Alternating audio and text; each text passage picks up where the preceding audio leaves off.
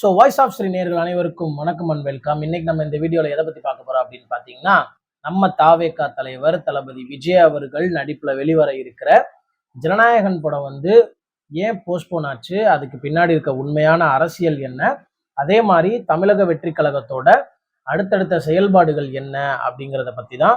So வாங்க வீடியோக்குள்ளே போகலாம்.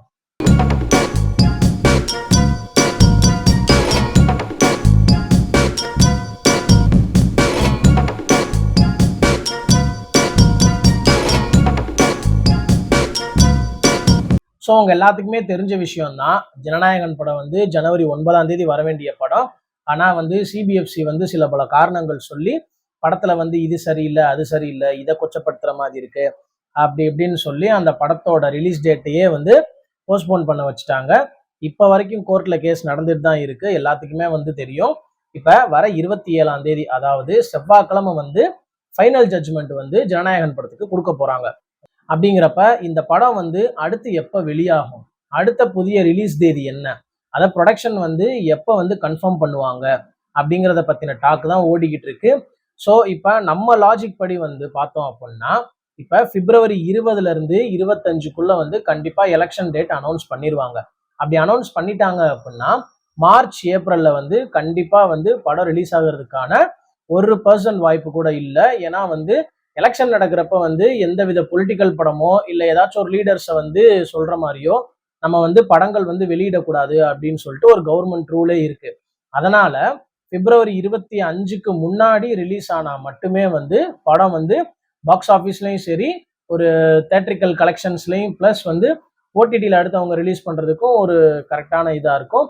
இப்ப ஜனவரி 27 வருவோம். ஜனவரி 27 அவங்க இந்த மாதிரி ஜனநாயகன் படத்தை ரிலீஸ் பண்ணலாம் அப்படின்னு சொல்லிட்டு சர்டிபிகேட் வழங்க சொல்லி உத்தரவு கொடுக்குறாங்கன்னு வச்சுக்கோங்க. ஒரு 5 நாளுக்குள்ள ரீவைசிங் கமிட்டிக்கு போயிட்டு அவங்க சொல்ற கட்ஸ் எல்லாம் பண்ணிட்டு இவங்க வந்தாங்க ப்ரொடக்ஷன் டீம் அப்படின்னா ஒன்றும் பிரச்சனை இருக்காது. நமக்கு எதிர்பார்த்தபடி ஒரு பிப்ரவரி 1 to 5 படம் ரிலீஸ் ஆகும். அப்படி இல்லை அப்படின்னா பிப்ரவரி 10க்கு மேல போயிருச்சு அப்படின்னா அடுத்து உங்களுக்கு டேஸ் கம்மியா இருக்கும். ஸோ அந்த டேஸ்ல நீங்க படத்தை ரிலீஸ் பண்ண போகும்போது அதிகபட்சம் 10 நாளோ 15 நாளோ தான் தியேட்டர்ல ஓடுற மாதிரியே ஒரு இது இருக்கும். அந்த 10 நாள்ல எவ்வளோ ரெவன்யூ எடுக்குதோ அந்த ரெவன்யூ தான் நமக்கு ஃபைனல் தியேட்ரிக்கல் கலெக்ஷனா இருக்கும். அதுக்கப்புறம் தான் ஓடிடியில உங்களுக்கு ரிலீஸ் பண்ணுவாங்க. ஸோ இதுவே எலெக்ஷன் முடிஞ்சதுக்கு அப்புறம் மே மந்த் ரிலீஸ் பண்றாங்க அப்படின்னா அந்த மே மந்த்ல நமக்கு பிரச்சனை கிடையாது. ஏன்னா அப்ப எலெக்ஷன் முடிஞ்சிருக்கும், அடுத்த சிஎம் யாருங்கிறது தெரிஞ்சிருக்கும். ஸோ அப்படிங்கிறப்ப நம்ம கண்டிப்பா படத்தை இன்னும் ஈஸியா ரிலீஸ் பண்ணலாம். அதனால இப்ப பிப்ரவரியில ரிலீஸ் பண்ணாங்க அப்படின்னா கொஞ்சம் நம்ம இக்கட்டான சூழ்நிலையில தான் மாட்டிக்கிட்டு இருக்கோம் அப்படின்னு தான் சொல்லணும்.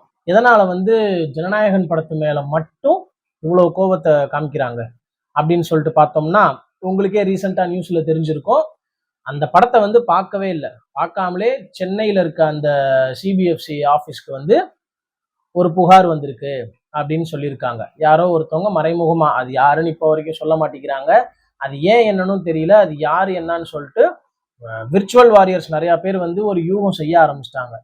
ஆனா அது ஒரு நாள் வெளியே வரும். வெளியே வரப்ப அந்த இடத்துல அவங்களுக்கு நம்ம எதுவும் செய்ய தேவையில்ல, அவங்களோட கர்ம வினை அவங்களையே திரும்ப அட்டாக் பண்ணிடும். ஸோ அதை நம்ம இப்ப தள்ளி வச்சிருவோம். ஜனநாயகன் படம் கண்டிப்பா வரும், பாக்ஸ் ஆஃபீஸ் அடிக்கும், தமிழ் சினிமாவோட முதல் 1000 கோடியா இருக்கிறதுக்கான ஒரு பாசிபிலிட்டிஸோட அந்த படம் வருங்கிறத எல்லாருமே நம்ம எதிர்பார்த்து வரப்ப நம்ம ஃபெஸ்டிவலா நம்ம கொண்டாடுவோம். ஓகேங்களா? ஸோ இப்போ அடுத்து தமிழக வெற்றி கழகத்துக்கு வருவோம். தமிழக வெற்றி கழகம் இப்போ என்ன ஸ்டேஜில் இருக்காங்க அப்படின்னு கேட்டிங்கன்னா, இப்போதான் ஒவ்வொரு ஸ்டெப்பாக செயல்பாடுகள் கொடுத்துக்கிட்டு இருக்காங்க. தேர்தல் அறிக்கை குழு, செயற்குழு மீட்டிங்கு, ஆலோசனை கூட்டம், புதுசாக உள்ள நிர்வாகிகள், புதுசாக பல தலைவர்கள் ஜாயின் பண்ணுறாங்க. அப்படிங்கிற எல்லா விஷயமே நமக்கு தெரியும்.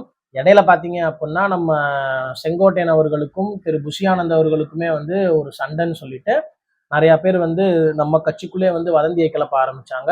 ஆனா அதெல்லாம் உண்மை இல்லை அப்படின்னு சொல்லிட்டு நடக்க ஒவ்வொரு விஷயத்துக்குமே ரிப்ளை கொடுத்துக்கிட்டே இருக்காங்க. ஸோ நம்ம எந்த கட்சியுமே இது பண்ணணுங்கிறது கிடையாது. அவங்களே நம்மளை என்ன பண்றாங்க, பிரபலமாக்கி விட்டு போயிட்டே இருக்காங்க. இப்ப தாவேக்கால அடுத்த கட்டமா எம்எல்ஏக்குரிய கேண்டிடேட்ஸை அனௌன்ஸ் பண்ண போறாங்க அப்படிங்கிறது தான் ஒரு மிகப்பெரிய கேள்விக்குறியா இருக்கு.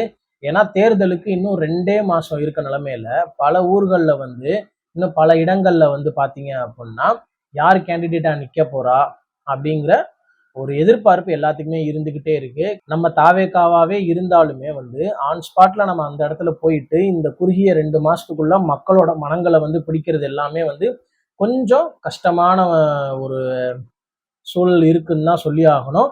ஆனா ஒரு வாட்டி நம்ம தமிழ் மக்கள் இடத்துல இடம் பிடிச்சிட்டோம் அப்படின்னா கண்டிப்பா வந்து காலத்துக்கும் வந்து நம்மளதான் அவங்க வந்து முதலமைச்சர் பதவியில நம்ம தளபதியை உட்கார வச்சுட்டு நம்மளை வந்து அழகு பார்ப்பாங்க. நம்மளும் அதுக்கேற்ற மாதிரி மக்களுக்கு நல்லது செய்யலாம்.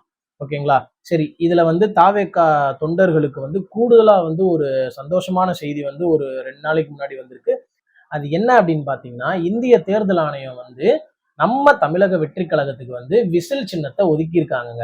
அதே நேரத்துல பாத்தீங்க அப்படின்னா மக்கள் நீதி மையத்துக்குமே வந்து டார்ச் லைட்டை ஒதுக்கி இருக்காங்க. அவர் என்னதான் வந்து டார்ச் லைட்டை புடிச்சிட்டு போனாலும் எல்லாரும் வந்து அவர் உடைச்ச மாதிரியே அவர் மேல தூக்கி போட்டு உடைச்சிருவாங்க. அது வேற விஷயம். நமக்கு விசில் சின்னம் கொடுத்துருக்காங்க அப்படிங்கிறப்ப இப்ப தாவேக்கா தொண்டர்கள்ல இருந்து எல்லாருமே வந்து அந்த விசில் சின்னத்தை ஆதரிச்சு பல இடங்கள்ல வந்து ரொம்ப இனிப்பு வழங்கி பட்டாசு வெடிச்சுலாம் வந்து கொண்டாடினாங்க. அதே மாதிரி மக்களுக்கும் போய் விசிலை வந்து கொடுத்தாங்க. இதெல்லாம் வந்து நல்லபடியா நடந்துகிட்டு இருக்கப்ப சில ஒரு ஊபிஸ் வந்து என்ன பண்றாங்க, விசில் அடிச்சாங்குஞ்சனுங்க அப்படி இப்படின்னு சொல்லிட்டு ஒம்பளுக்குறானுங்க. ஸோ அதெல்லாம் தேர்தல் முடிவுல தெரிஞ்சு போயிருங்க, யார் விசில் அடிச்சாங்குஞ்சுங்க இல்ல யார் வந்து உண்மையா வந்து மக்களுக்கு உழைச்சாங்க அப்படிங்கிறது தெரிஞ்சு போயிடும். கடைசி நேரத்துல பாத்தீங்க அப்படின்னா அவங்க தான் மண்ணை கவிட்டு நிக்க போறாங்க. நம்ம தாவேக்கா தலைவர் தளபதி விஜய் அவர்கள் வந்து கண்டிப்பான முறையில வந்து ஆட்சியை பிடிச்சு அவர் வந்து கோட்டைக்கு செல்வாரு அப்படிங்கிறது எல்லாத்துக்குமே தெரிஞ்ச விஷயம். ஸோ இதுக்கடுத்து நம்மளோட வேலைகள் என்னவா இருக்கும் அப்படின்னு பார்த்தீங்கன்னா, இன்னும் இருக்கிற 2 மாசத்துல வந்து இன்னும் தீவிரமா மக்கள் கிட்ட போயிட்டு நிறைய வேலைகள் செய்யணும். நிறைய வந்து நம்ம இன்னும் கத்துக்க வேண்டியது இருக்கு. ஸோ அதனால எல்லாரும் ஒன்னா சேர்ந்து உழைப்போம். தாவேக்கா தலைவர் தளபதி விஜய் அவர்களை வந்து நம்ம கண்டிப்பான முறையில நம்ம அவரை கோட்டையில ஏற்றி அழகு பார்ப்போம். நன்றி, வணக்கம்.